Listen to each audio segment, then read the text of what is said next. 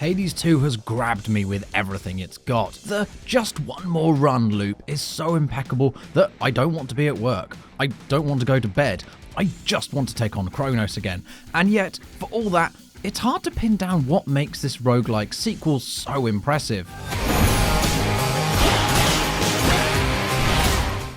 In part, that's because it will be instantly familiar to any fan of the original game. Within moments of starting the Hades 2 technical test, I could feel my muscle memory of the original game flowing back into my fingers. New protagonist Melinoë isn't a carbon copy of brother Zagreus, but she dashes and slices her way through the hordes of the underworld in such a way that the family resemblance isn't difficult to see. Different weapons allow for different styles, from a blisteringly fast dagger and sickle combo to a slow but devastating axe. And divine boons further diverge distinct playstyles, but the roguelike DNA at the heart of this sequel remains as tight and cutthroat as its predecessor. Now, where it differs most is with Melinoë herself. Raised away from the House of Hades under the care of Hecate, goddess of magic, she has a few new tricks. Her basic melee combo attacks and ranged special moves are accompanied by casts, an ensnaring area of attack that holds incoming foes at bay for a few seconds. It took a while to get to grips with, but it's become one of the best new additions to Hades 2. Its ability to stop enemies in their tracks is a brilliant bit of skill-expressive crowd control that's pivotal in the later stages. Melinoë has also access to Omega skills,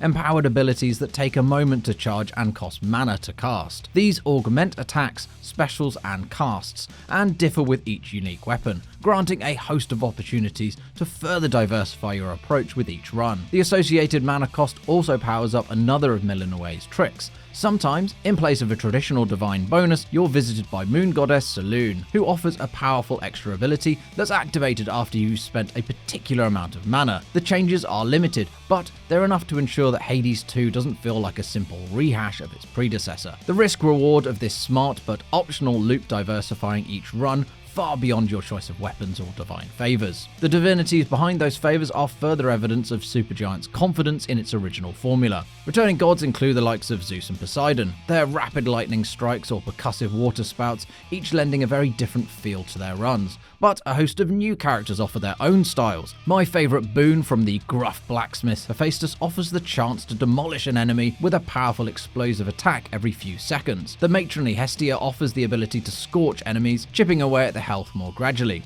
Even with an expanded roster, it feels easy to latch onto the core of a run and build around it. More than just tools for your run, the characters that help shape those builds flit around the edges of your narrative. The gods and the demigods of Greek myth bicker, snipe, flirt, and undermine. But whereas the original Hades, they often felt like set dressing for a distinctly personal narrative between Zagreus and his father, in the sequel, they have much more to contribute to the broader story. As Melinoë advances on her attempt to overthrow Kronos, it's made clear how personal the stakes are for each of the visiting divinities. Hades 2's narrative meanders much more openly, and the characters that it touches have far more to say. Stylish, confident, but most importantly flawed. They're part of a story that's more ambitious, yet feels an even more integral part of this sequel, despite what the genre conventions might think. That increased narrative ambition is symptomatic of a game that's reaching far beyond what it's done before. Hades 2 is massive, every part of itself bigger than its predecessor.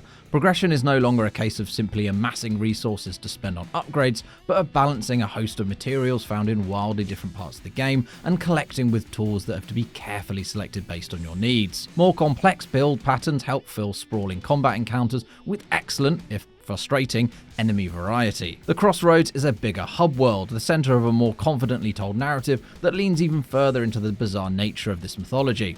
And, without wanting to veer into spoiler territory, Melinoë's crusade against Kronos is quite literally only the half of it. There's a cost to all that increased scope though. Hades 2 isn't quite finished cooking. There's a handful of placeholder art that, in spite of its unreadiness, I still enjoy seeing. One of those all too rare peeks behind the curtain of a game being made. There are a handful of balance tweaks I'm hoping to see, especially the difficulty spikes of the later stages, which are provided by both the understandable increase in enemy complexity, but also the much less enjoyable increase in enemy density. It is, however, already unquestionably an excellent excellent roguelike. The frantic speed and intensity of the hacking, slashing, dashing combat that shaped the first game is expanded on just as successfully as the flirtatious charm that helped the original Hades carve out a narrative niche in a genre that has rejected traditional storytelling for much of its 40-year history. For now, vengeance against Kronos still eludes Millennium, but Hades 2 is a game that I know will keep me coming back long after the Titan has fallen.